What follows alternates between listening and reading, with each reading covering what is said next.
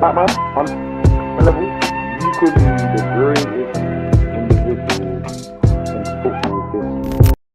We are back with another video, and I am joined by two very special guests that you've seen on the channel before. And listen, it has to be done again because we got the bold man in charge. The Ten Hag revolution has started, and I'm joined by EyeJax and Sahbi from WeTalk Ajax. The link for the channel is in the description and in the title, so make sure you subscribe to them. I think they're close to 1.8k. No, we're almost at 1.9, approaching the 2K. So if you guys can give us that bump, it's much appreciated. Because I'm pretty sure last time we got to 1k live on stream. We didn't forget that one, Bates. That was awesome stream. Definitely. But how you two doing? Yeah, peachy, man, peachy. I'm doing pretty good, both personally and also like with Ajax, you know. Unfortunately, we lost the cup final and we got eliminated against Benfica in the Champions League. But we're still, we're still aiming for the championship. 4 points difference between us and PSV, and only 4 games left. So although we're struggling with winning, you know, but we're still getting the points. So that's eventually the most important thing. And I'm still very positive that we will be champions at the end of the season. So let's hope he goes out with a blast and you know, with another championship. Because I think ever since Ten Hag has been appointed, I started to keep a close eye. I've watched 2 of your last 3 games. I didn't get to watch the cup final, but I watched the game on the weekend, and I was like, I know Ajax have a lot of injuries, which is why I'm not going to be too harsh. But their football, especially in that first half, Bergwijs on the right hand side, shocking. Terrible, eh? Shocking. Terrible.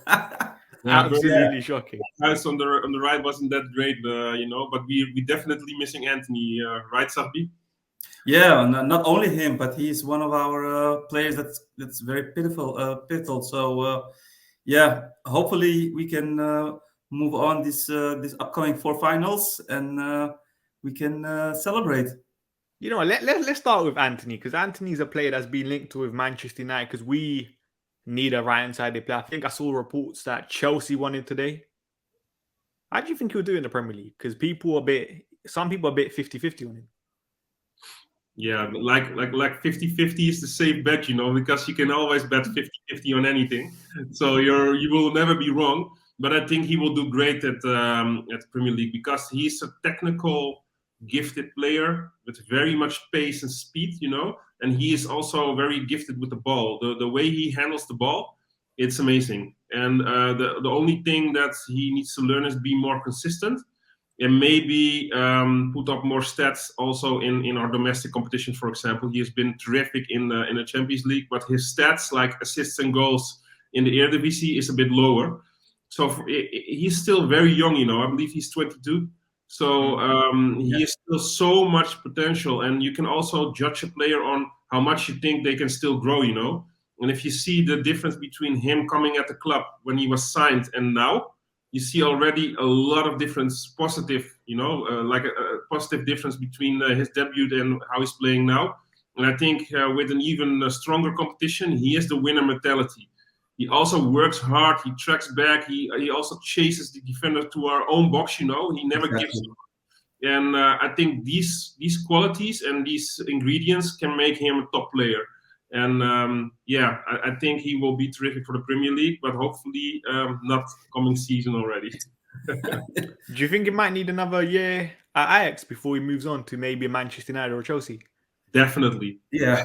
Yeah, for sure. Well, for us, definitely. I mean, we love him, and he's such a strong asset for us. He's always one of the star players within the team, always winning the Man of the Match award after a game. So yeah, he's so important to us. And from Ajax perspective, I think it will be smart as well to keep him, knowing that the World Cup is coming up. We know he's part of the national squad of Brazil. So it might bump up the transfer price, which would suit Ajax as well. So yeah, I mean, is he capable of playing in the Premier League this season, of coming season? Yes, for sure. I mean, he is physically not that very big, but his talent, his technique is so good that eventually he will do great. He won't need that physique part. So Yeah, but as EyeJax said, just 1 year. Let's wait just 1 year. But to be honest, also Sahbi, he's quite strong for his physique. It's not like you can just like punch or push him. No, no. But I meant with his height. I meant with his height, like Exactly. But he's quite strong actually, and the way he keeps the ball close to him, and he can dribble very very well. Like he keeps the ball like close to his feet, and also the way he positions himself, it's difficult to get him off the ball. So you wouldn't expect that if you see him, because he's quite small player, like height wise and the way he's built, but he's quite difficult to get off the ball also. Yeah, and what I absolutely love from Antony is the way he defends, as EyeJax said. He doesn't let his a direct opponent walk away. Like if there's a left back trying to move upward, like trying to attack, he won't let him go. He has such a great stamina. Man, he's lovely to see, from attacking wise, but also defensive wise, and that could be really useful as well in the Premier League. Because that's one thing I've had a problem with. Because when we see Marcus Rashford play on the right hand side, sometimes defensively he just doesn't do it. Going forward, he might be poor, but defensively you're like, if you're not doing it going forward, just keep the team shape, and he's not doing that. Against Southampton, I think Rashford didn't track back one of the left backs for Southampton, and they scored. Yeah. So that's going to be a positive if Antony does come back in. But another person we'll be linked with is Timber. And I watched him the other day. Obviously won a penalty that I think Tadic missed. I think he had a decent game. He always does. I've heard Ajax fans really, really rate him. How do you think he would do? He would be amazing, Base. But in all honesty, I think he will stay another season at Ajax, because he's quite young still, and just 1.5 season now in our first team. So hopefully 1 more year. But he's been such a terrific defender, and the way he came into the squad, and he's almost like an experienced player already. He's so young, but so comfortable on the ball, and not making many mistakes, and always finding the solution to play the ball forward. He's just, and together with our Argentinian centre back, Lisandro Martinez, he's been also terrific. That duo together is so strong. And you can immediately see when they are not in the first 11 due to injuries or stuff, that it's totally different for us. They are pivotal for us, and the way they defended, especially the first half of the season, when they were fit all the matches, we almost didn't concede any goals. So I can only think of one mistake Timber made was against PSV with the ball that he tried to play to the side, and he miscalculated it, and somebody came in and took the ball. They dispossessed us, and they scored a goal. But luckily we won. But next to that, almost no mistakes. So stable and so mature for his age.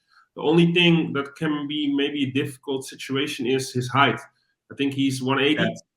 I do not know in your metrics in the UK, but he's 1 meter 80 centimeters. So for the central defender, especially in a physical competition like the Premier League, that can be a little bit of a problem, because a lot has been asked from the defenders, and especially the types like Virgil van Dijk, that kind of defenders, tall, strong, able to head the ball. Those are the defenders English teams usually look for. So he's a little bit smaller than that, but he can bring so much more than only the aerial stuff. Although he did well against the types of Haaland. I mean, we all know how tall Haaland is, and he did very good against him. So, but Haaland, Haaland cannot head. He's that's true. But I mean, he knows how to jump. He doesn't have his height, although that would be like his weakest point, because I see him as a Edgar Davids type of player, but with more defensive ability, more defensive strength. So he can really like bite into the opponent and never let loose. So he's such a great defender, football wise. He's excellent. He's so comfortable on the ball, as EyeJax said. And the thing is, we got that Argentinian Martinez next to him, who is also a baller. So we got 2 ballers at the back who know how to defend, who has that grit and determination. So it's a total package, and that's exactly what you need in the Premier League. So he would definitely fit. Do you think he might be more suited at right back in the Premier League? I do not see a right back in him. He can play it, but you know, it's like with football games. If you play him out of position, they are like 60% of their total stats. You know, if you play him as a central defender, it's his most natural and gifted position. Yeah. And as a right back, but we are used to Mazraoui, you know, and the way Mazraoui fills that spot compared to Timber, it's totally different. But defensively, he can take his load, but much more is expected from right backs and left backs in the Premier League. Look at, like, for example, Alexander Robertson and Trent Alexander-Arnold and Robertson at Liverpool. The way they fill in those positions, you know, this is what Premier League teams want from their fullbacks. So I cannot see Timber filling in that kind of role, to be honest. Now he can defensive wise, he can do indeed his job as well in defensive midfield. So he's very multifunctional. He can play as center back, but just as we saw in the last game of Ajax, he started as a right back. You could see his strength, but it wasn't really utilized as a whole. But when he transferred to the center back because one of our players got injured, you could see him like flourish again. He did very well again. You could see the Timber that we know, and that's what we always want to see. So, but as I said earlier, let's just wait a season or two. He actually said in the latest interview during the weekend that he's sitting good at Ajax. He doesn't have the need to go abroad because he still has a lot to learn from his perspective. So it gives some comfort to the Ajax fans that he might just stay. You never know that the bold man might want to give him a call, and you never know. You never know. You never know. How do you feel now that Ten Hag has he's going to leave Ajax and he's going to become Manchester United manager? Yeah, go ahead. Yeah. No, I mean, it wasn't a secret anymore. We already knew months ago that he would leave. That he had talks with the United, and so did I. I mean, when it was official. I mean, it's not like it came as a shock, as something something that came very new to us. But yeah, I mean, he really deserves it. I mean, Manchester United, one of the biggest clubs in the world, traditionally one of the best clubs in the world. Of course, if a club of that stature comes for you and you deserve it, yeah, all you can do is praise it, and it will be a big loss for us. But we at the end we have to get a new start and let's start by doing that upcoming season. But yeah, very well deserved. Very shame for Ajax and for the fans. But yeah, you got the new gem as a coach, so to say. Because I think we were talking the other day, and apparently I think you lot could get Alfred Schroeder. I think that's how you say his name. Yeah, it's quite funny. And he's another bold manager. Yeah, another bold manager. We have to keep the baldness alive, you know, at the club. So we have to trade one baldy for another one. But Sahbi and I actually did a video on this, like, I think 3 weeks ago, an extra talk on our channel, the WeTalk channel. And we had to come up with a top 3 of possible coaches, which we want to be the successor of Ten Hag. And I actually had him as my second favorite because my first favorite was Peter Bos. But it has been announced that he will stay at Lyon next season and that he has the backing of the management. So I think that is a no-go for Ajax. And my second favorite was Alfred Schreuder.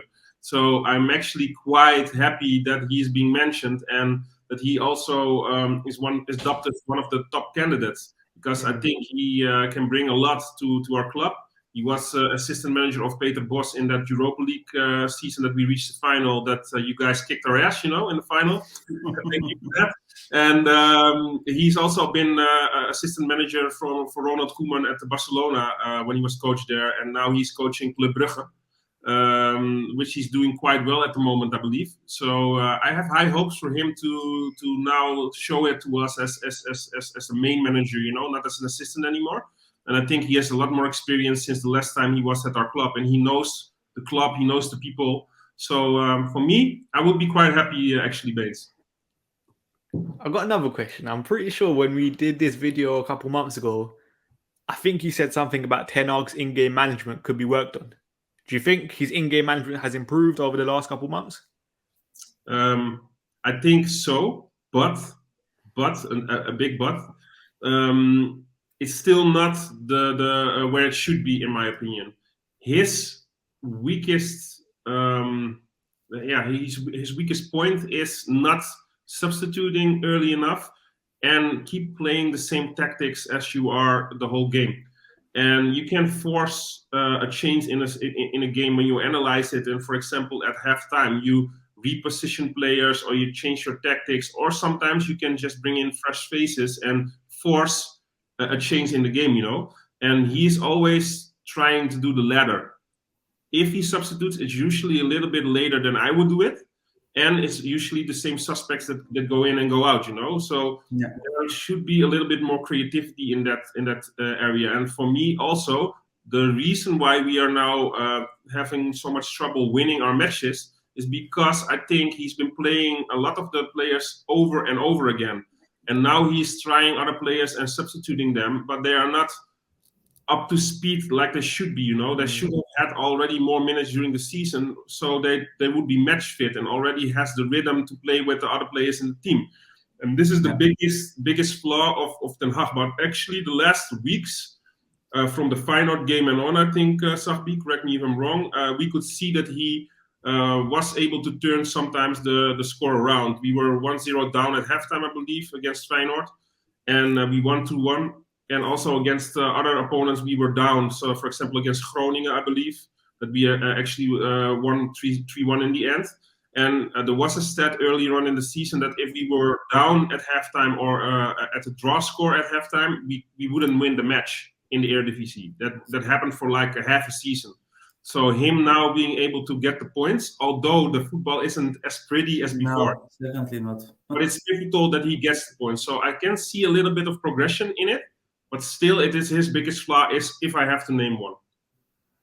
I think on the weekend, Brian Bobby and Kudos got the assist for the goal, I think it was. Yeah. And those were both substitutes. Oh, also. Yeah. So, yeah. So that's a positive. Are there any other negatives you would say, Sahbi, of Ten Hag? No, I mean, just as EyeJax said, he lacked a plan B. And the reason why he lacks a plan B, because normally as Ajax in the league, we always win. We always win with our starting 11, with our plan A. So there was never a reason to turn into a plan B. And since the last couple of months, when a plan B really needed, he really lacked into it. So so the plan B part is something that he definitely could be working on. But he's progressing on that. The other thing that he really lacks a bit is trying to substitute the veterans, like a player like Tadic, who is our captain, who is our assist leader, and so on. But in the last games, he's really out of form. He doesn't play that well, and Ten Hag doesn't have the balls yet to substitute him when it's really needed. We have fresh players on the bench, fresh players who are technically also very gifted, who are fast, who have depth, who got speed, etc. But still, he doesn't substitute them because he doesn't want to bench Tadic, and that's maybe something that he really needs to work upon. Since at United you have several veterans, several star players, so he needs to really take certain decisions in order to change the game when needed. So do you think he might struggle with someone like Cristiano Ronaldo? Yeah. It's difficult. I mean, he's quite firm. I mean, he's like a teacher. If he tells you something, you need to follow up, and he won't say it twice. So yeah, he can turn him into one of the leaders within a team, so we can work for him. And we all know that all the players admire Ronaldo. He's one of the best players in the world, etc. So if he turns that around with Ronaldo, I think they can really do well. Just as Ten Hag did with Tadic, he made him really important. He made him captain. He became the spokesman. Tadic became the spokesman of the squad through Ten Hag. So if he does the same with Ronaldo, I mean, it will be a confidence boost. I'm pretty sure of that. Yeah, I got a question. I got a Sorry. question. I remember a couple months ago you lot were criticizing Harry Maguire a lot, and Harry Maguire's form has not improved at all. Do you think if Ten Hag comes in, he has the balls to take the captaincy of Harry Maguire? Oh, think yeah. so. I think so, yeah. I think he I mean, will. To be honest, Harry deserves to be stripped of the captaincy because he's not a Manchester United worthy captain, especially if you compare him to all the greats you had in the past. And if I have to point out somebody who's in the squad at the moment that has the stature to be the captain, it should be Ronaldo. And if Ten Hag is smart, he will change Ronaldo into the captain if he stays next season, and then make him more important and give him also the captaincy armband, to wear along the stature that he already has. Because I think all the players respect him, and all the players see him as one of the GOATs, and he is actually. Yeah. Even with all due respect, I'm sorry to formulate it like this, but even in the crappy form United is in, and certain players that are definitely not good enough to be in your first squad, he still is like the third leading goal scorer in the Premier League, I believe. So let that sink in for a bit. It's crazy that he is able to put up those numbers even at his age. He's 37, I believe. So if Ten Hag is smart, and he is, I would make him the captain, because I do not see another suitable candidate within the squad that you have now, to be honest. I think a lot of people agree with that. I think maybe, like, we saw Bruno Fernandes be the captain the other day, and I don't know about Bruno as captain, because a lot of people complain about, when you watch someone like Bruno Fernandes, he sometimes complains quite a lot if he's the right guy to be captain. And I think a lot of people have question marks if Bruno could work in a Ten Hag team. How do you think Bruno Fernandes will do? Yeah, I spoke about this. Very not too long ago. So let Sahbi answer this question, and I will give my 2 cents afterwards. What do you think, Sahbi? Will Bruno be a perfect fit for Ten Hag? Oh, Sahbi's gone. Okay, let's just switch it up. You want to wait for him, or want me to answer the question? I think you should go first with the Bruno thing. Let's do this. I think Bruno can be terrific for the football Ten Hag plays. I think he's a terrific midfielder, and he's one of the only midfielders, especially if Pogba goes, that can deliver, I think. Because a lot of people are criticizing Bruno, but you see within the pitch, he's trying his best, and he's actually mad if things doesn't go well. And other players in the pitch just are just keeping their head down, not being angry that things do not go the right way. And with Bruno, in form and in a good clicking team, he has certain qualities that other players in your team do not have. But yeah, one of the biggest things this season that happened for United is Ronaldo coming in. But that is also at the same time the biggest bad thing that could happen for Bruno, I think, because he was the big guy last year. And now he's trying to distribute everything towards Ronaldo. And probably also because he knows him from the Portugal squad, he knows the way he is and what he has done in football. And he has less spotlight to take with him in front of him. So if Ten Hag comes in, I think Bruno has definitely a role to be fulfilled within the midfield. And this is where I see a position for him. Ten Hag plays with a 6, an 8, and a 10 usually. So like 2 defensive pivots, but one acts more as a 6 and the other one acts more as an 8. And the other one in front of that is the 10. And probably, if I were Ten Hag, I would choose between Bruno and Donny for those 2 spots. And then you have to evaluate probably in the preseason who fills in the position the best. But you can be damn sure that Donny knows how to play as a 10, like Ten Hag likes to play in that system. So Donny will definitely be able to fill in that spot. And then there has to be determined if it's better to drop Bruno one line or give Bruno the 10 position. This is where I see him excel at United next season, to be honest. Yeah, interesting. So, Abby, what do you think of that? No, I totally agree with EyeJax on this. I mean, he is such a great player. If you saw him last season without Ronaldo, he had all the shine. I mean, he was one of the best players during that season. This season, we got United got Ronaldo back, so he had to share that shine. And you could see that, but you could clearly see that by Ronaldo taking all the taking all taking all the goals, and doing all the necessary in the attack. Bruno at this moment he would fit, in my opinion, the 10th position. He's doing quite well. He has that last pass. He has that technique. He has the through ball. I mean, he has a lovely through balls actually, and that could be really important for the type of Ronaldo or one of the wingers. So he would be really great in a 10. Although in an 8, that would be good as well because he could help out in the build-up.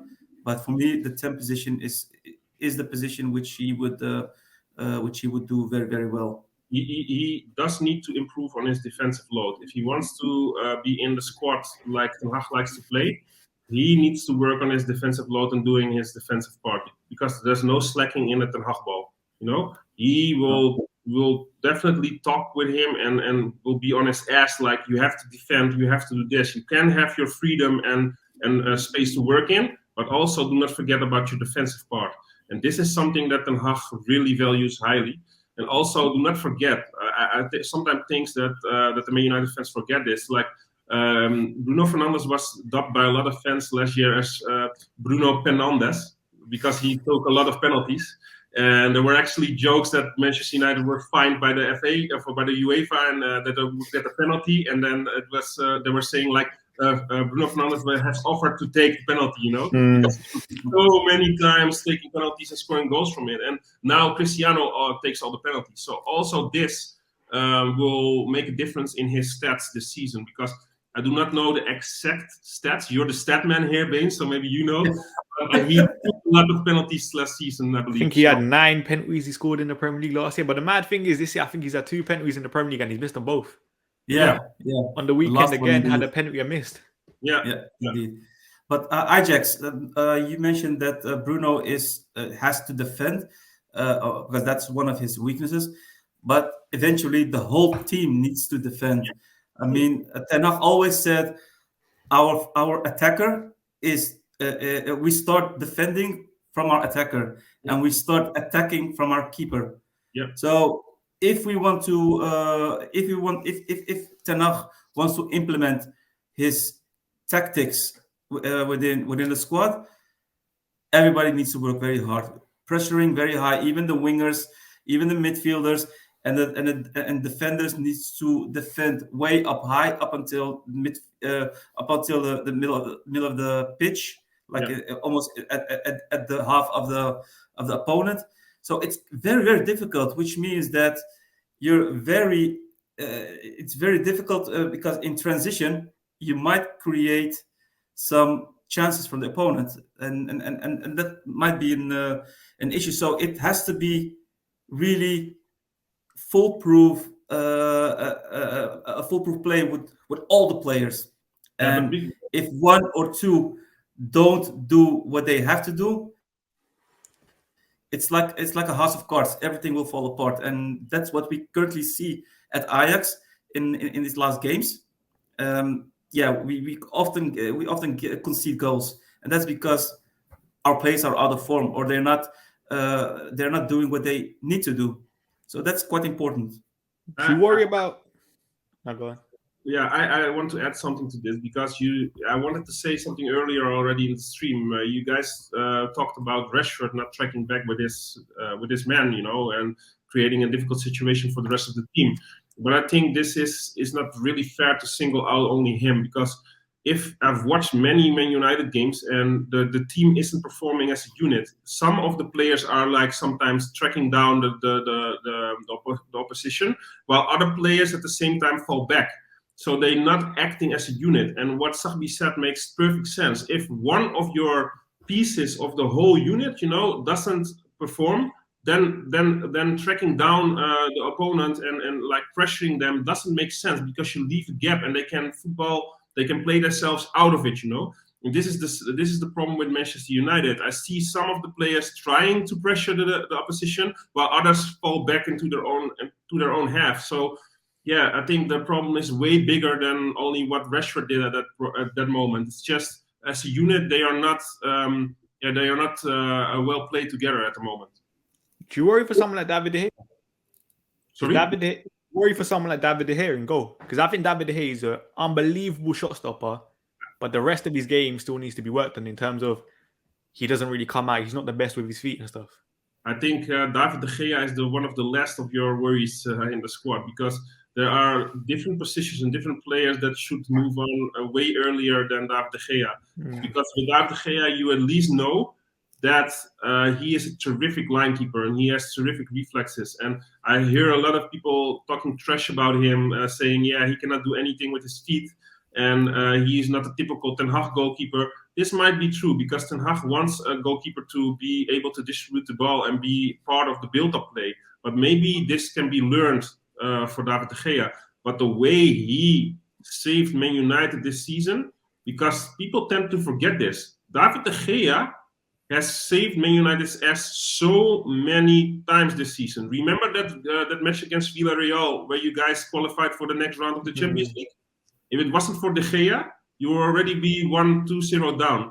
The match before the Champions League, where against Watford, I think, you guys lost eventually. He stopped 3 penalties, I believe. They had to be retaken each time, and he stopped them.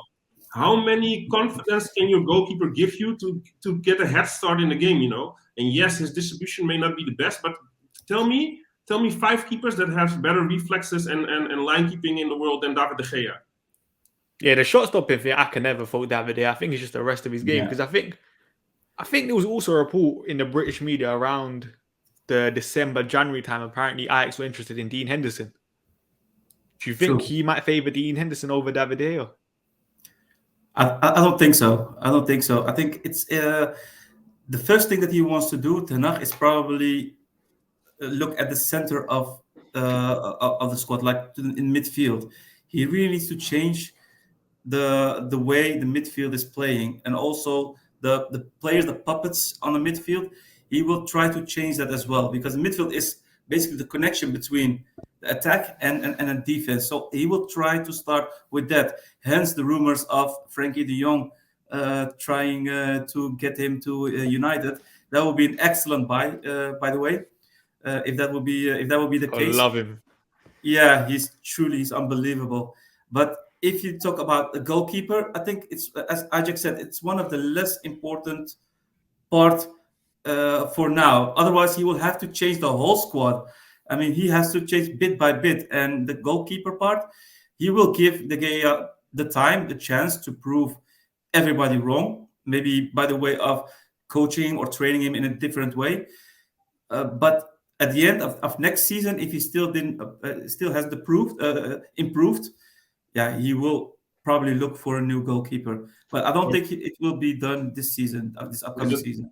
The less of the worries at Man United isn't the goalkeeper, like we said before. Your team is actually quite good, and I will explain why.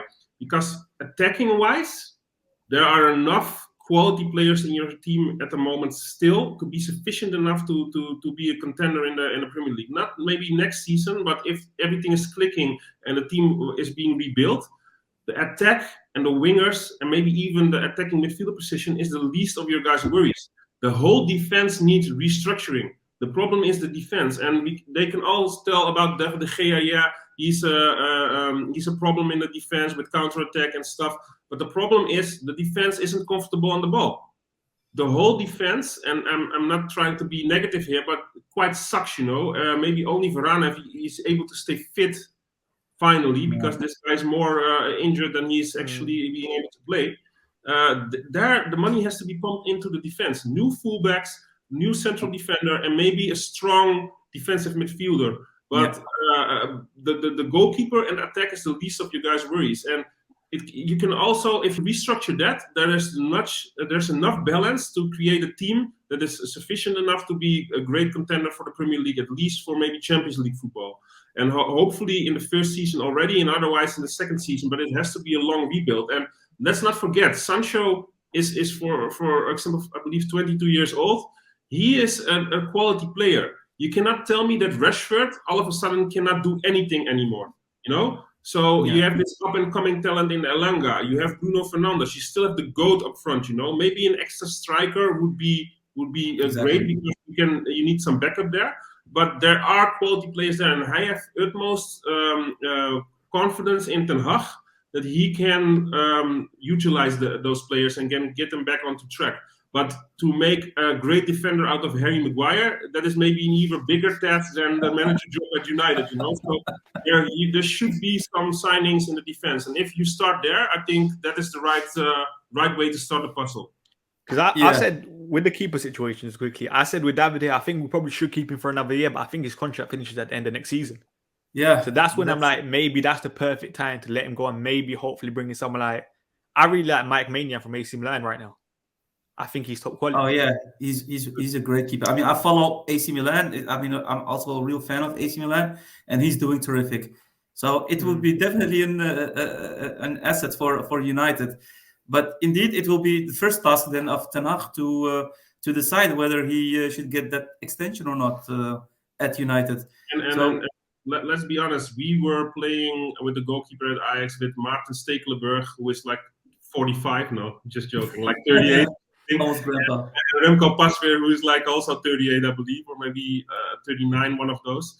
So I think even Onana hasn't been great recently, because I saw him against, was it Sparta Rotterdam, and I think he made a mistake. He's not worth the time, Stefan. He's not worth the time to discuss. Snake, because we do not talk about Snake. Onana doesn't exist anymore for Sahbi and me. So those two keepers are not like, if you would mention a goalkeeper who's great at their feet and who's great on the line, you would not mention Maarten Stekelenburg and Remco Pasveer. They did great. So if he can make them like real Ajax goalkeepers, and I have to say Stekelenburg is a youth product of our team, so you know he knows the way football has to be played at Ajax. But if you can utilize Pasveer to be a keeper that can distribute the ball, I still have hopes for David de Gea also. But if Man United is smart, and I believe Ten Hag is, you should already scout a goalkeeper that is young, upcoming, and has a lot of talent, so that when David de Gea's contract is running out, that you maybe already have a goalkeeper that has been at your squad for like a year and maybe played the easier cup games already, and that can fill in that position. That would be smart management, and this is what I would do if I would be at your club. No, but the problem is Manchester United are anything but smart. Sorry? The problem is Manchester United are anything but smart. We are never going to think for a year's time. No, but I do have some faith in what is happening at your club at the moment, Pace, because smart decisions are being made. You know, scouts being released. They attract a manager that wants to have a full plan for the next years. You know, a long-term plan.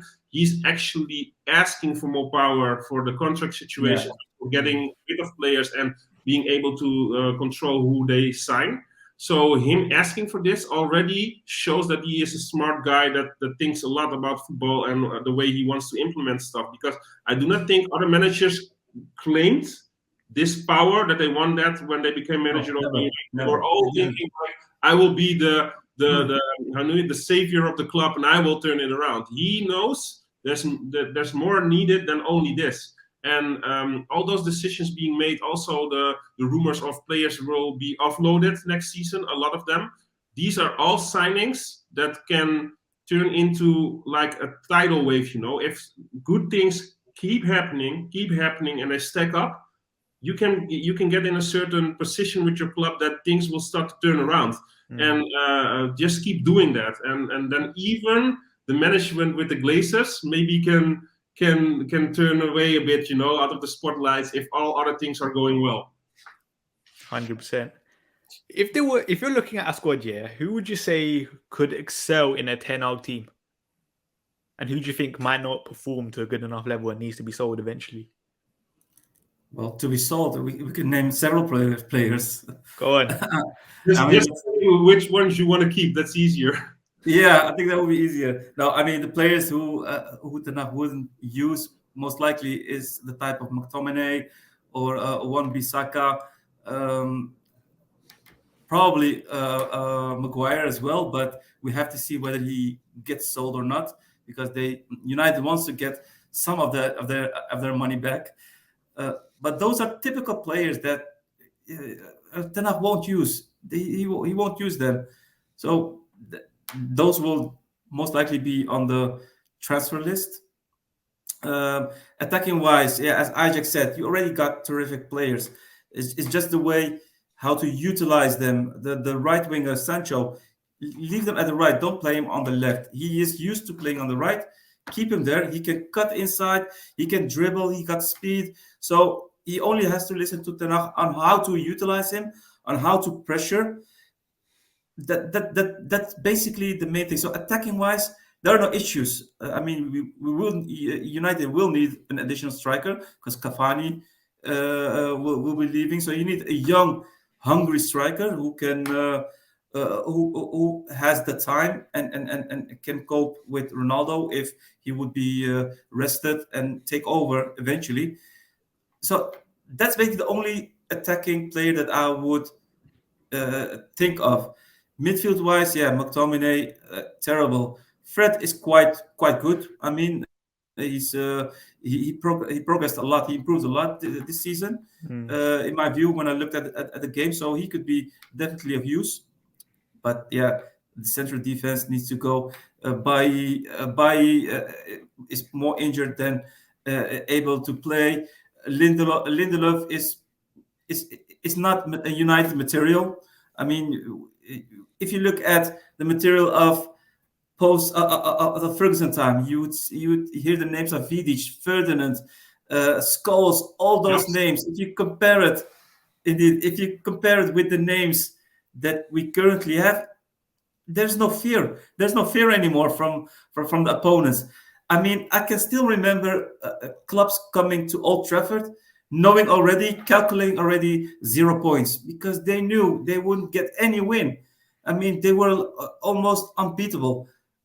But now clubs come to Old Trafford knowing that they could definitely take 1 point or 3.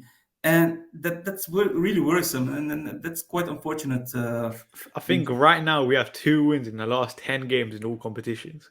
Did you, by the way, hear this, Baines, or was I the only one who heard it? Like, is Ten Hag not the only Dutchman coming to your club? Because I think I heard Sahbi said we when he was talking about United, the current players we have, and I believe he's still an Ajax fan, so maybe. Listen, he might want to go on loan to United for a season. No, but in all seriousness, Baines, I think a lot of players can be offloaded, and if I have to choose the material that is at your club at the moment, I would at least keep Alex Telles and Diego Dalot as the fullbacks, because I think that they can maybe be turned into better players by Ten Hag, but I rather have Ten Hag buy maybe new fullbacks. But at least Shaw and Wan-Bissaka, I do not see a future in them as backs at United. So the backup should be maybe Dalot and Telex. I'll be honest. You see, Telles is shocking. But Shaw is also. No, I think Shaw is doing quite well. I mean, attacking wise, he has his assists. He has a nice shot. I think he can do. He maybe had an assist before Telles came in. I'll be honest, I'm not the biggest fan of both. I'm not the biggest fan of both, but I think Telles is shockingly bad in my eyes right now. Yeah, but at least and Lindelof and Varane, I would keep those if I have to choose between your central defenders. Fred, I also value highly the way he played under Ranjek compared to the half of the season before under Oli. I think he made progression, and he is always fighting hard for the team. You know, every single match he's trying his utmost, while other players are like not giving their utmost anymore and just accepting their fate. And also, he scored more goals and gave more assists than Sancho, for example, last half year. You know, it's crazy. So for him, I see a future also, but.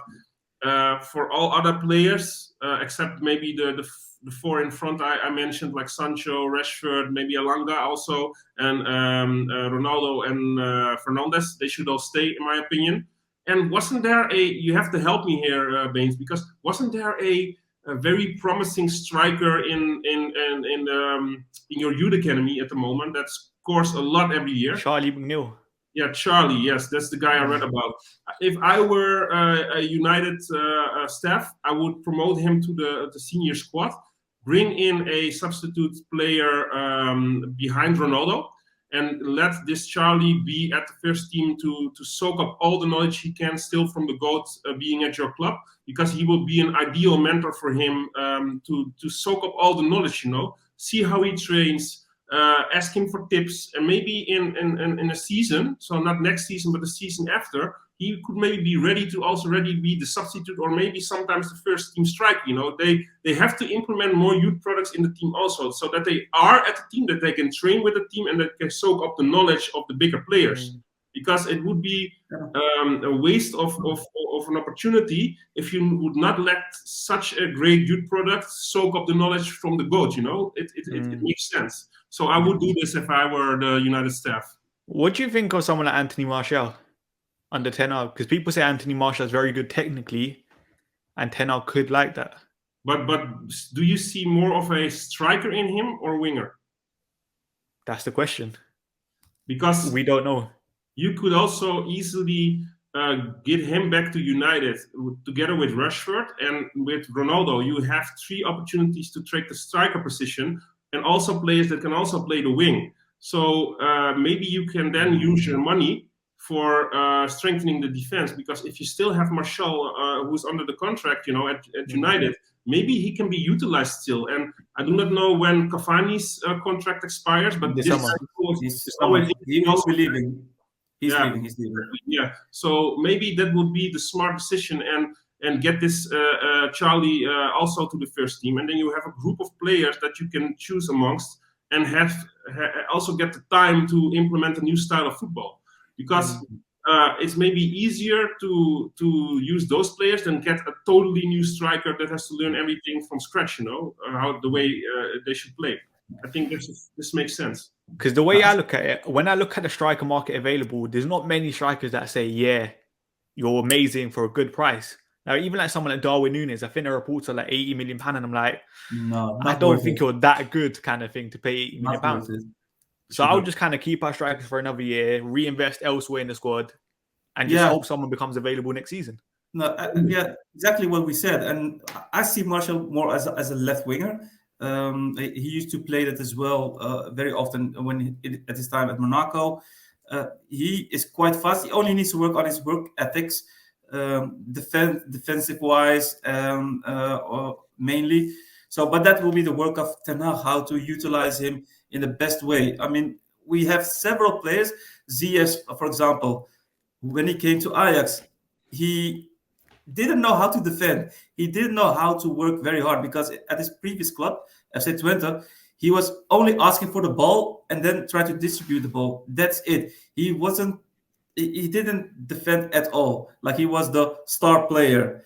At Ajax, Ten Hag really turned him around, like 180 degrees. He worked his ass off. He defends. He defends when the whole team defends. He attacks when the whole team attacks. So that work ethic is something that Ten Hag really pushes to his player and to the players. And if he can do that with the attackers, I don't see any issue from that end. So I would definitely focus solely on defense and part of midfield. And that's the main part in which United need to excel. And that will be the task of Ten Hag. I agree with that. There's another question I wanted to ask, because I think Eriksen, when he was at Inter Milan, obviously couldn't train there because I think the Italian laws didn't allow him, and I think he trained at Ajax. Do you think there's any chance that United could potentially look at Christian Eriksen on the free? Oh, they would, if they would be smart, they would love try. that. But where do you want him to play? Because he would be terrific at the 10. But what are eight. You, or 8 or an 8? But what are you going to do with Bruno and Donny? I think the way I look at it is just more depth, because we don't have enough players in that midfield area. Because the only guarantees we have for next year in the midfield are right now McTominay, Fred, Donny van der Beek, and Bruno Fernandes. Paul Pogba's leaving, and Nemanja Matic is leaving, and it seems that Jesse and Juan Mata are leaving as well. Would be a smart move, because it will be a dream. It will be a dream transfer, definitely. He would be free. He already played as an 8 when he played at Inter, and he did a terrific job under Conte. He's doing very well at this moment. I mean, we were so disappointed at Ajax when he came and trained with us, and afterwards said that he won't sign a contract with Ajax, not knowing whether we offered him a contract, by the way. But when he said he wants to go to the Premier League, I eventually thought he would go to one of the top 4 clubs, but he went to Brentford. Because of a Doing lot of very- Danish players there. Danish coach, I believe, Danish players there. So Yeah. I think it suited him probably, but yeah, he's doing so great. He would definitely fit at United, and in 8th position, he would have to compete to either Donny or with Bruno. But that's a healthy thing. So yeah, that's one of the star players who could definitely, and he has Premier League experience, knows how to play at the top, has Champions League experience, knows how He's to play the flexible. Ajax style.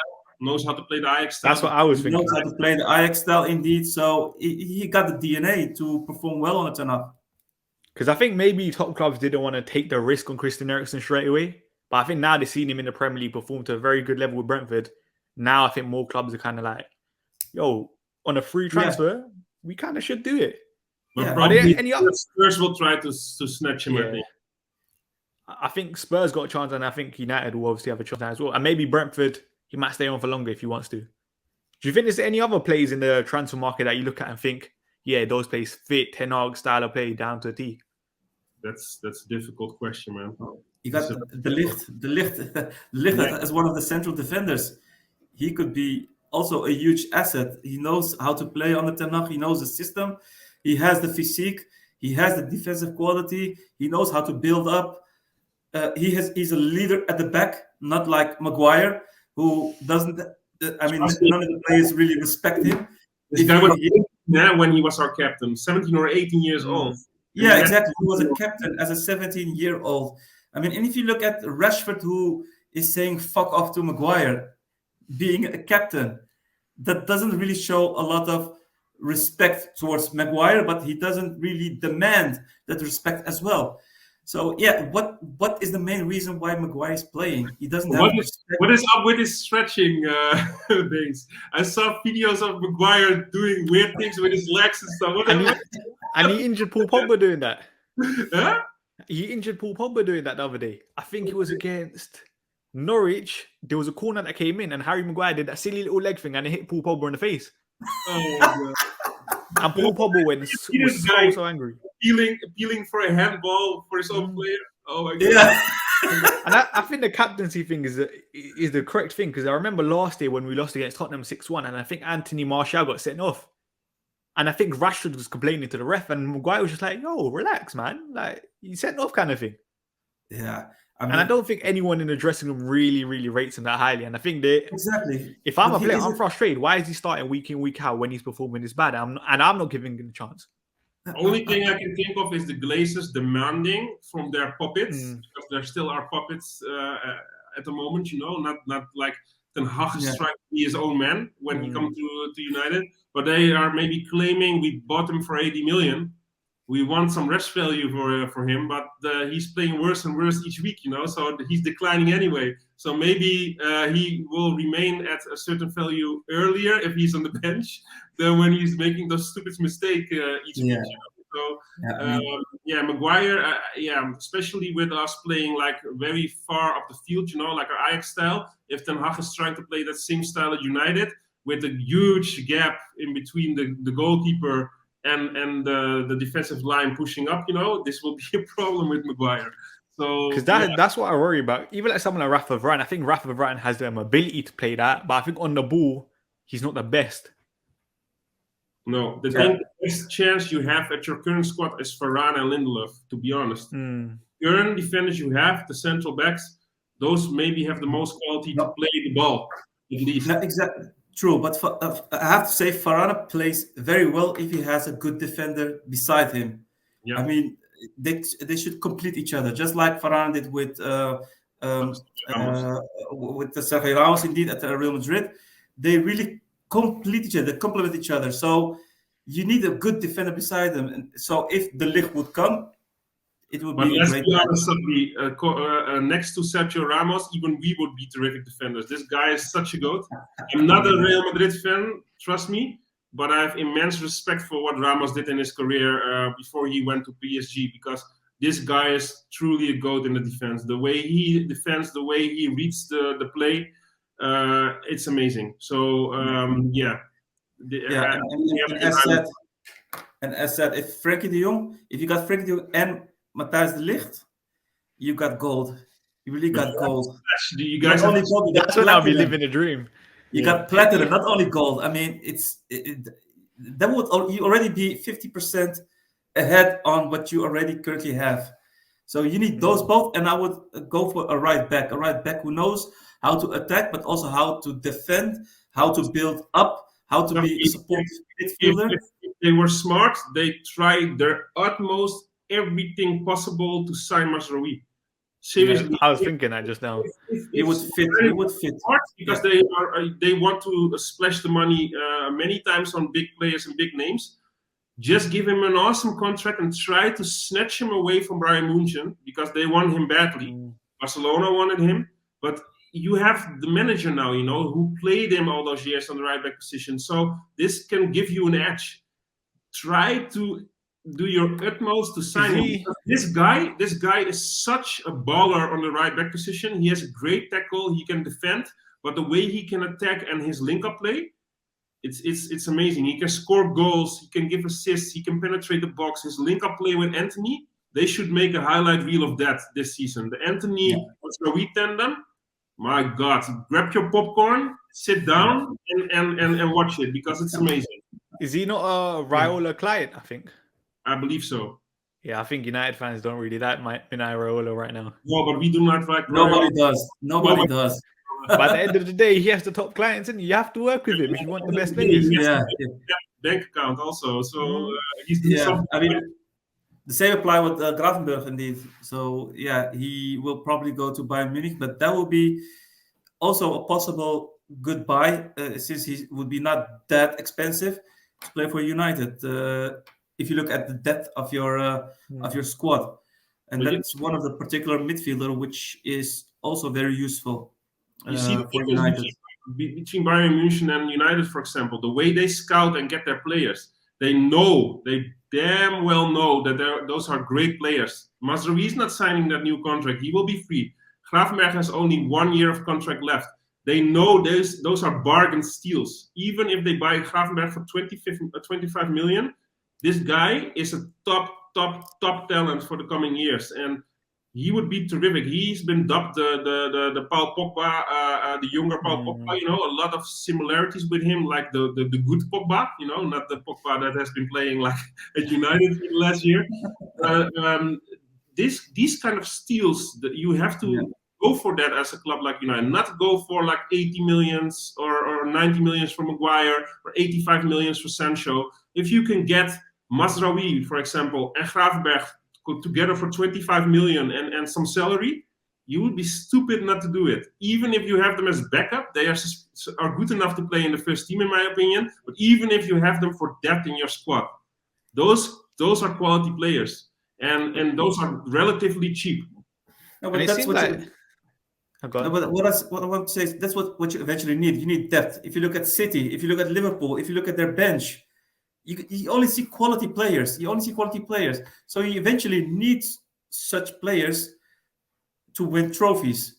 If it's not in the starting 11, so you really have to pay for it, or at least try to lure them into coming to United eventually.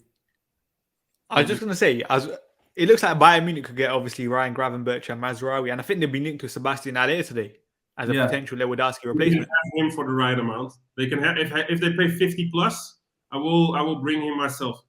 I don't think Bayern will pay 50 plus. I think Bayern are an interesting club now in terms of the finances right now with their situation in my eyes. But let's see, because everyone knows. Don't forget, Baines, he has scored a lot of goals in the Champions League, like 11, and not one of them, like Lewandowski, was a penalty.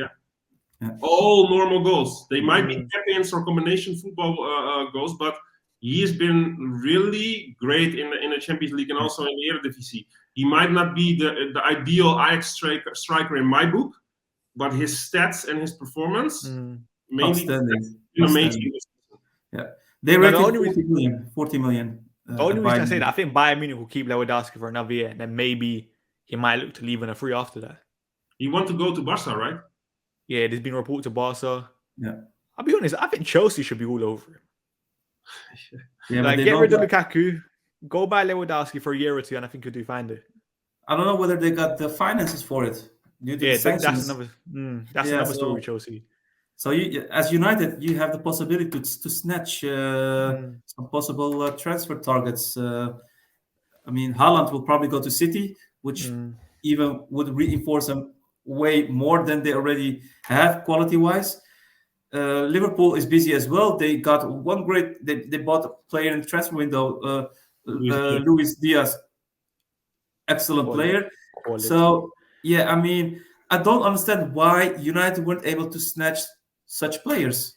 Yeah, but the difficult situation is, Sahbi, they are going for marketing players, like big names with a big business club. A lot of shirts and quality. That they will sell a lot of shirts, marketing situation behind it. But if you look at Liverpool, they have been creating a certain situation with the club, and they know which positions they need to strengthen, and they already get players in like a Diogo Jota, like this Luis Diaz, that they know that they will need in the future, and they're already a surplus value for them now. But United, they just go for, let's get another attacker for 90 million. Not a big player, That's the problem. You have to be more specific with what you need and what you buy. Liverpool spends so well. Like, someone like Shimmikas as a backup left back, he's very, very good, and I think they bought him for like £12 million. Yeah, incredible business there. No, fans of United need to be aware that where Liverpool stood in 2016, when Klopp summer started, United is now the 2016 of Liverpool. So it will take years before you will get where Liverpool is right now. Sorry to say that, but it's a long process. And to be able to get there, you need sustainability. You need something that you should not fire the coach after 1 year, because I can tell you right now, the first 5-6 months, fans will hate Ten Hag. Fans will hate Ten Hag. They will probably won't be in the first 5 or 6 position-wise in the league. I can tell you that. But after those 6 months, you will definitely see an increase in quality, increase in joy to watch football. You would see you would see his implementation of his tactics. It takes time. So fans needs to be patient. I mean, I hated Ten Hag as well when he just started. We were very bad. Although we won the first game against Feyenoord, which is our biggest rival, city-wise, not club-wise at this in this period. But I mean, he won that game, but eventually he played bad football. He lost games. We lost 4-0 from PSV that season. So we were quite bad. But you saw after the summer when the 6 months period went, we got the 2018 and 19 campaign where we made miracle, when we performed so good in the Champions League, in the league as well. We won everything domestically. So fans will need to have patience. In 1 year till 2 years, you will be competing with the right players. I don't see any issues coming up. To add something to this, Sahbi, it would not surprise me if he would perform earlier, because I'm going to explain why. I think it's something. Stability will come in the long run if they stick behind the manager, the fans, and also the management. But in my opinion, there are 3 big teams in England at the moment. You have Liverpool and Manchester City that are way ahead of all others. You have Chelsea that is somewhere in between, in my opinion. And then you have the battle for the 4th place. And if everything clicks in the preseason, smart decisions will be made. And maybe a little bit of the style and also the confidence by the coach given to the players will return a bit. And the style is already a little bit implemented. I will not be surprised if United can be a contender for the 4th place. I'm not saying they won't or they will, but it is possible, because Arsenal, Tottenham, Leicester City, they are not miles ahead of United, and with a proper manager and a proper philosophy and maybe a few big signings or not even big signings, but necessary signings for the squad. Smart signings. And just implementing the style early on in the preseason, some possibilities might be there, because they're still fighting for the fourth place. The fourth place will give Champions League football. So yeah, I'm not saying that it's not possible. Maybe they will have a bit of luck. in fourth place. But if you're being realistic, for stability and for the long term, winning mentality and stuff, you need to give him a few more years. Yeah. I mean, as I earlier said, that fans will hate Ten Hag the first months. Don't forget, at Ajax, at Utrecht, at Go Ahead, the players themselves hated Ten Hag because of the work rate they had to undergo in his trainings regime. I mean, they currently have a trainings regime of Ranjik, but Ten Hag is really he's really into hard training, to work hard, to train hard, to give 100%, not only on the pitch but also on the training ground. And there were a lot of complaints by Ajax players at the beginning when he started. In his previous club, Utrecht, there were even players, veterans of Utrecht, who wanted him to get fired, want him to be fired because of the trainings regime they had to undergo. So there are a lot of egos and veterans at United. So they will have to work harder, and it might be an issue at the beginning, but after those first few months where all the players need to get used to that rhythm and the tactics and all the package, yeah, you will see great things. I just know the players are going to hate Ten Hag from that point of view, because you even saw it under Ralph. I think there was reports that certain players were complaining that the training when it's too dark. And these are on big money complaining about the dark. If Ten Hag trains them hard, listen, that's what we need. That's what we need.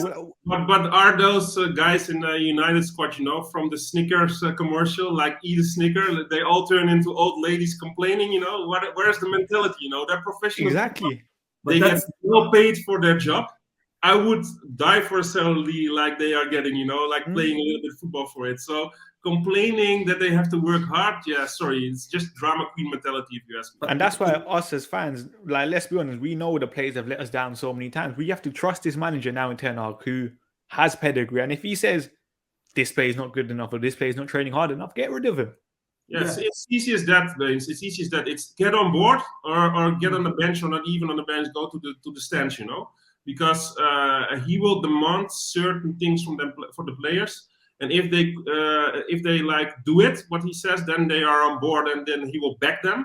But if they are not complying to what he wants, then he will just bench them, or even worse, they go to the stands and watch it from between the fence, the game. So up to the players to get on board or go away. Yeah. I would just want to say, I'm quite sure Ten Hag already knows. He always said, I'm concentrating on Ajax right now, the last 4 games, etc. But I'm 100% sure that he has his eyes already on next season with United, knowing which players he wants to let go, which players he wants to, which place he wants to have, because he thinks 24 hours about football, and he can't just think about Ajax solely, because he has a long transfer window to overcome, to buy certain players, to sell certain players, etc. So he already knows who he will ditch at the United and squad. That's where I think Ralph Rangnick could be massive. Hopefully he has a close relationship with Ten Hag, because I think Ten Hag had a close relationship with Mark Overmars, isn't it? They are close and personal friends, and still are. And they had a system in place that they both had a veto. So if a player they want to buy, both Ten Hag and Overmars needed to be on board to sign the player. If one of them didn't agree on it, it wouldn't happen.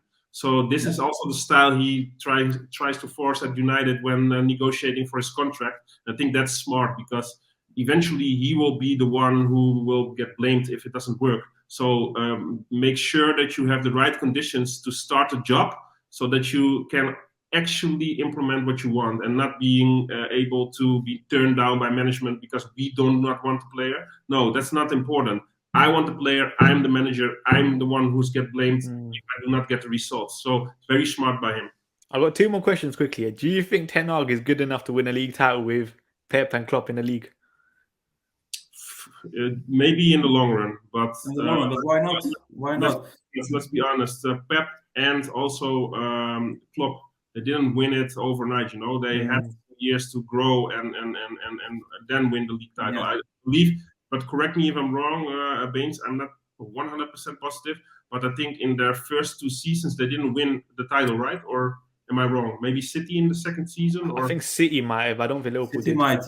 Yeah. For Liverpool, it took them like 3-4 years, I think. I guess. You can see what can happen if you give the manager the confidence. And also the Manchester United board and fans should also look at your own history, you know. How many years was Alex Ferguson at the helm of your club? If you look at Arsenal, how many years was Arsene Wenger at the helm of the club? You know, those guys were at the helm of the club for over a decade or maybe 2 decades. I don't know how long, but many years. And they were able to perform and get results. And you see the same now with Klopp and with Guardiola. They stay for a long time and the results are coming in. It's such a nice view to see as an objective fan to the Premier League, you know, to see Liverpool and Manchester City fight it out with each other, because it's 2 giants that are way up there. And I have hopes for Man United, if the right decisions are being made, that maybe in 4-5 years, maybe sooner. I think sooner. I think in 3 years. No, that maybe you guys can be the contender also for the Premier League. But in the first 2 seasons, it will be nearly impossible, I think. No. As long as you get in the second tier Champions League football, I mean, you need to attract the best players. United got the funds to buy those best players. So Champions League is one of those requirements to get ahead and try to get that league title in his 3rd season, because that's what I currently see. I see him really competing in his 3rd season. 1st season will be implementing. You could be happy if he gets European football, not necessarily Champions League football. But in the 2nd year, I'm quite positive it will be Champions League football, and from there on, it will be massive with Liverpool and City and United competing for the title. Man, I'm really looking forward to it. I mean, you got yourself already a fan. I mean, I'm becoming, only because of Ten Hag, I'm already a fan of United. EyeJax might as well join in. No, but seriously, I like United. I always have in the past. I have a little bit of love for Arsenal also, because I grew up with them, you know, with the Invincible team and with Dennis Bergkamp and Thierry Henry. You know, they are a terrific club also. So I always have them in high regards. But for me, Manchester United and Arsenal always have been one of the 2 clubs I follow closely in England, because Man United at times in the past have also had a spell of a few years with so many players that I was there every week watching as a younger guy, like, wow, what a footballing team that is, you know. Same with that Invincible team of Arsenal. Those teams, same with, for example, the 94-95 team of Ajax that won the Champions League. You know, those teams will make an impression that will last forever. Same with the Barcelona team, you know, under Rijkaard, I believe, and under Guardiola. Those are lifetime teams, you know, that you will always remember. The United team of 99, the treble. You can say the same for AC Milan with Kaká and Pirlo and Shevchenko in that period. So they will always have a special place in neutral football. Is their heart, you know. You cannot hate those kind of teams. And the same with United. I just hope that they will return to the stature that they were always in the past. And let's just hope Ten Hag can be to achieve it. And last thing quickly, I know this is just a bit off topic. What do you think of that Kenneth Taylor guy from Ajax? Because I think he started the other day and he quite impressed me. Kenneth Taylor is terrific. It's terrific. Great player. Yeah, I can see him being of value for us next season, because a lot of players will maybe move on. Gravenberg will move on. This will create a spot for him in the team, I think. Yeah. And his distribution, his play, terrific. And another Ajax product, you know. So because I think that was his first start in the league the other day. Yeah. Traditionally wise, he came a bit late. Normally, such youth products come in when they're 18, 19 years old. He's a little bit older, but yeah, he has a bright future ahead of him. It's only because Gravenberg has been excelling in the last couple of years, whereby he didn't get that real chance. But now that Gravenberg will leave, I see Taylor most likely playing a lot in upcoming seasons. And That's also the reason why Ten Hag played him instead of other players. He already said Taylor will be one of the players who will play a lot next season. So he sees something in him. And also, Sahbi, to add to this, it's a quite delicate situation. I don't know if you ever heard of the name Mohamed Iatare. Yeah. He is like one of the biggest youth products of PSV, are one of our fierce rivals. And he had some difficult situation in his personal life. His father passed away, unfortunately, and he had the difficulties. He's still very young. He's 19 years old. He was at Juve, innit? Yeah, he's at Juve, but Ajax, and he was quite a little bit overweight and not happy with not playing there. And Ajax rented him. They loaned him at the January window. And he's been trying to get fit at the young Ajax team that plays one level below our Scored a hat-trick yesterday. Yeah, and he started yesterday against, I believe, Roda JC. Was it Roda? Or VVV, I'm sorry. VVV Venlo. And he scored a hat-trick. And for Baines, when we're done with the stream, go to YouTube, go to the highlights, and watch that game. We won 6-1, and watch those 3 goals that he made. He's starting to get back to his former form. And we arranged a deal with Juventus that we could sign him on permanent deal for 2 million only at the end of the season. So if he tries and stays fit and keep working hard, I can see him be of value for us next season also. He was one of the biggest talents on the Dutch field. So I'm very happy and excited by that future I think player. Ten Hag was at the game as well, and I think Kudo scored as well. Sorry? I think Kudo scored. Did you see that English? Yeah. I saw that. He's ready. United at the moment. He's ready. He was trying to do incognito. Yeah. But anyway, listen, this has been a brilliant hour and 15 talking to you two. Learn a lot about Ajax, learn a lot about Ten Hag, learn a lot about a couple youth players coming through. And I think a lot of people have enjoyed this, hopefully, innit? And hopefully the Ten Hag revolution is going to be brilliant. Always a blast being on your channel, Dave. We were here, I believe, last November or December, I do not recall correctly. One of the first streams we did for a Manchester United fan channel. There's been many more since then. But we will always be special talking with you about football, man. We will always be available to talk with you and to chat football. And I think if it wasn't due to the time restriction we have with the stream, we could easily talk 4 more hours, the 3 of us. Always nice to catch up with you. It's been brilliant talking to you. And you lot have done brilliant work since then. I think you've done work with the BBC as well in England. Yeah, true. Obviously been on Flex's channel, United View as well, killing it there. Yeah, I've been on United People's TV also. And Sahbi did a few collaboration also. And actually, there will be nobody knows this yet, but Papimento and I were on a Thai channel for Man United. But don't be laughing; they have like 150,000 followers. So this will be online, I think, somewhere this week, because this guy had to translate like an hour of content into Thai subtitles. And you know how much EyeJax talks. And also a big channel. So yeah, a lot of more stuff coming online, also for our own channel, of course. So if I may give a shout out, you already did, but come over, guys. We're the last time you pushed us to 1,000 subscribers. They all come from the Bain family, Bain's family. And we're nearly at 2,000 subscribers now, so we're growing steadily. But we would love to have you over and collaborate with you in the comments and talk with you guys. Always nice. And thanks for having us again, Bain. It was a blast. And make sure you follow the Insta, Twitter, YouTube channels. Everything's in the description. You can see the Instas and Twitter scrolling through the bottom as well. So make sure you guys follow that. Anything else you want to say? No. Always nice talking to you. Maybe Sahbi. He's great with last words, so go to Sahbi. No. I mean, it was a pleasure having us over. Love to talk about Ten Hag. Love to talk about United. Wishing United all the best. You got one heck of a coach now. Give him time. Just my advice: give him time. Don't blame him in his first months. You will forget all about that. He will do terrific. I'm very sure of it. Me too. Listen, you heard them. Give him time and he's going to win us a league title and then they're going to support United with us. Correct?